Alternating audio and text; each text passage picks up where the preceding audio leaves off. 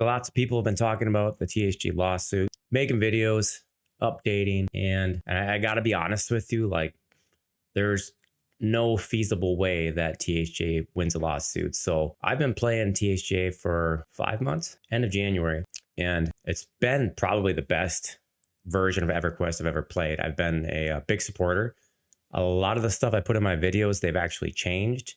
Not saying it's from my videos, but maybe someone watching the videos puts forth the idea and they think it's a good idea. But they continuously change things and make the game better. So I'm a huge supporter, big fan. I love what the guys are doing. But let's be real.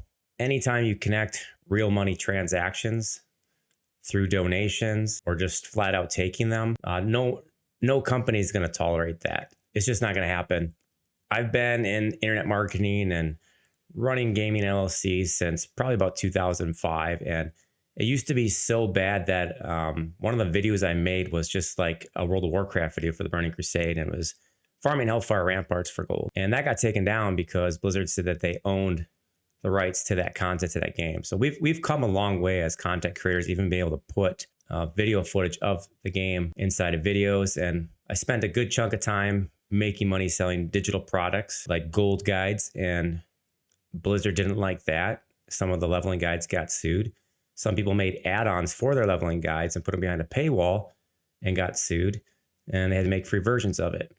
And this type of thing happened in another project I was in where we made an add-on for League of Legends. It would scan all ranked games, find all the best builds, and then you could import them into the game, which I think this is all done automatically now. It's way more advanced than, this is like 10 years ago stuff. This is before they had all these cool features and cool overlays and stuff like that. But basically Riot said, no, you can have access to the API. You can make the add-ons, but it has to be free. And we had that behind a subscriber wall. So anytime there's any type of real money connected to anything, like it's just not going to happen. And Echoes of Memory on the hero's journey, I don't know why, but I had assumed that they had okayed all this with Daybreak before they did it, because that's just the way they did it is like, it's a big no-no.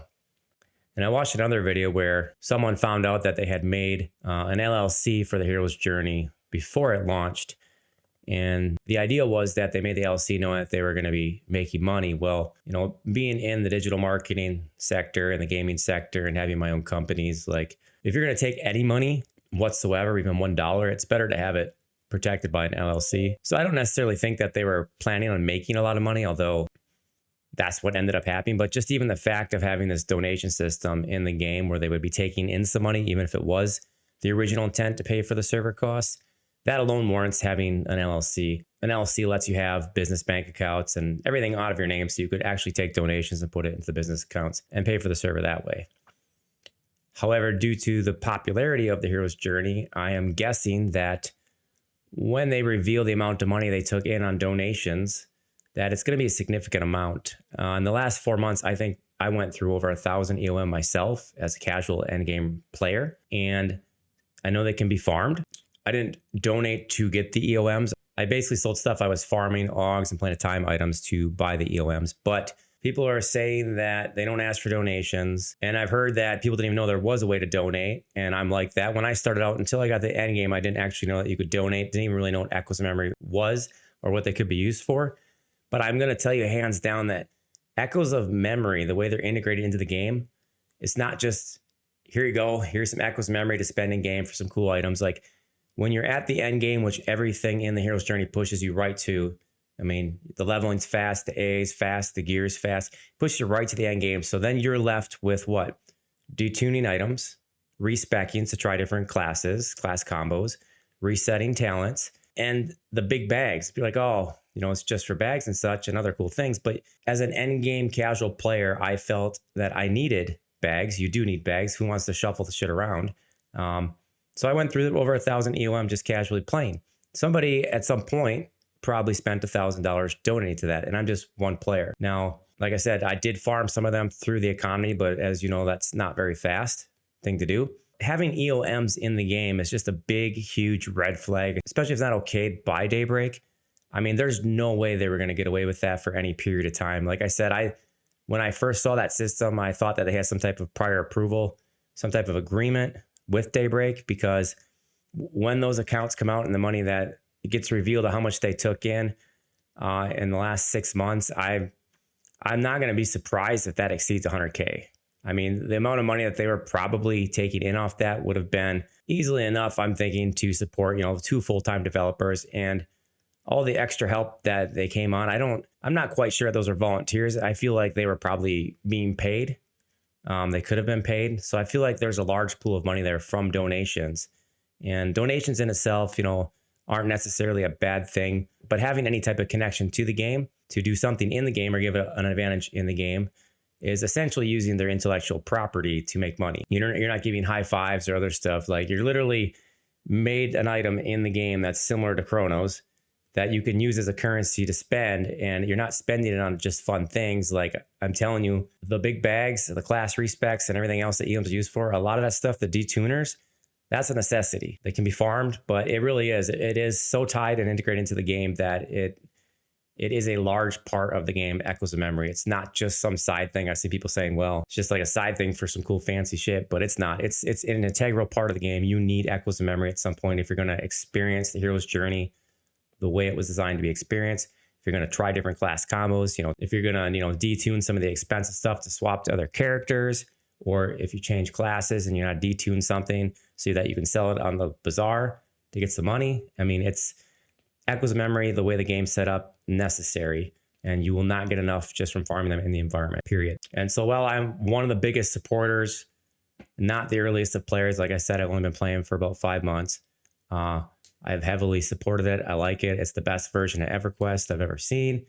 However, there's no way for them to win this lawsuit. Now, when I say no way, there's judges that will do fucking anything, but there's no way they should win this. And if you think that the hero's journey is just going to continue on after this, they're going to win this lawsuit and keep going like they're going, it's not going to happen. A win for the hero's journey is to come to some type of agreement with Daybreak Games so that they can continue to operate. It's highly unlikely they're going to let Echoes of Memory stand in the game. It's the whole donation Echoes of Memory system is for sure going to go away. The only way I could see that, and I hate suggesting this even because I don't like Daybreak, so I don't even want to suggest this, but what Daybreak should do, because they are so bad at managing their game and so uncaring, is they should literally sell licensed packages for emulation servers. And if they need to, and I hate to suggest this too, they could control all the hosting for the emulation servers. So that way, if anybody violates any of the rules, regulations, or whatnot, they can shut it down. And the people running the emulation servers, there should be a system in place. Maybe Echoes of Memory is that system for donations, and they can keep whatever they make. No different than earning a commission off like an ebook that you sell on Amazon. They take a big chunk of that, but then you get your 33 cents or whatnot. That's what they should do, is they should sell emulation server packages. They can host it themselves. They can come up with rule sets and ways the donations work. And what they would do is, you can buy say a 10 user license. So you can have maximum of 10 users on at a time. That could be 1,000. That could be 2,000. It could be 5,000. They should sell out their product, their IP, on a licensing basis. Kind of like, how Office 365 or Adobe does it. You rent the software from them basically, and they host it.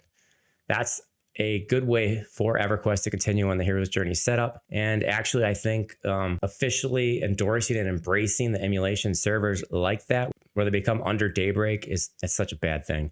It really is. I can't even, if it's the only way that we can go forward with emulation servers after this, then that's what it is. But I think we'll see a lot more creativity if they did something like that. We'll see a lot more people experimenting with things like the hero's journey. They're not worried about getting sued. They can make money for the changes, People are saying, SHUTDOWN Hero's Journey, it's stealing a large percentage of players and subscriptions from Daybreak, and it's not. It really isn't. The people on the hero's journey, there are some that are already subscribed, and there are some that aren't. And the ones that aren't subscribed are not going to go back and subscribe to EverQuest. They're just done with that. There's people that play on both, and they subscribe. The hero's journey has taken almost no players from the subscription-paying players on EverQuest. I still have an active subscription. There's other people that have active subscription just for various things. I don't believe that there is any indicator from any of the data I've tracked population-wise to show that THJ has taken away from Daybreak's population and subscriber base. I feel like there is ample data to show that they've done that to themselves, that the reason that they are in decline is because of, these shitty TLP releases. And Daybreak, if you are watching this, I think that you fucking released Fangbreaker on purpose. Fangbreaker and its rule set has not worked since pre-Mischief, and you still got a good chunk of population on a server with a shitty ass rule set. 1,700 to 2,200 concurrent accounts at the prime time. That is pretty damn good for releasing a shitty ass server. If you would have released another Teak or something with random loot, tradable loot, the only rule set we've been asking for, plus add on to that, you would have had Teak type population. I think that you released Fangbreaker and then filed your lawsuit after to use Fangbreaker as data for how THG is hurting you. And shame on you for doing that if you did that, which you're not going to admit to, but I can see no other reason why you would release a server with a rule set that has not worked since pre-Mischief. Everybody's been tracking this data. Everybody's been playing on these TLPs for 10 years now. We do not want it. It attracts that classic audience. It attracts the 1,700 to 2,200 players that you have. That's all you get. And it's going to keep going down because people are sick of that crap. There is a core player base for that. That's what you got. THJ did not take away from that. If you wanted a successful TLP release, make a successful TLP rule set. You already know what some of them are. Rant over. So I came up with an example for what is happening here, right? Let's say I just got a new lawnmower. And one day I notice my neighbor is using a lawnmower that looks like mine. When I go to check, it is my lawnmower. Neighbor comes over and says, hey, I didn't think you'd mind. I was just using your lawnmower because my grass was long. I had to cut my grass. And I might say, okay, so you don't have a lawnmower. Well, that's fine if you use my lawnmower.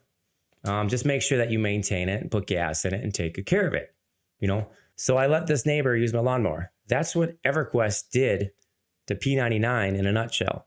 P99 started off the emulation server. Daybreak, or whatever it was, Dark Paw, maybe even Sony back then, who the fuck knows, found out about it and they said, hey, I see that you're using my stuff, which EverQuest is Daybreak's. It's their stuff. They can do whatever they want with it. This isn't, people are acting like there's some type of equal opportunity act, like we're fucking renting out public housing. And if you rent to someone else, you got to rent to another person. That's not how this works.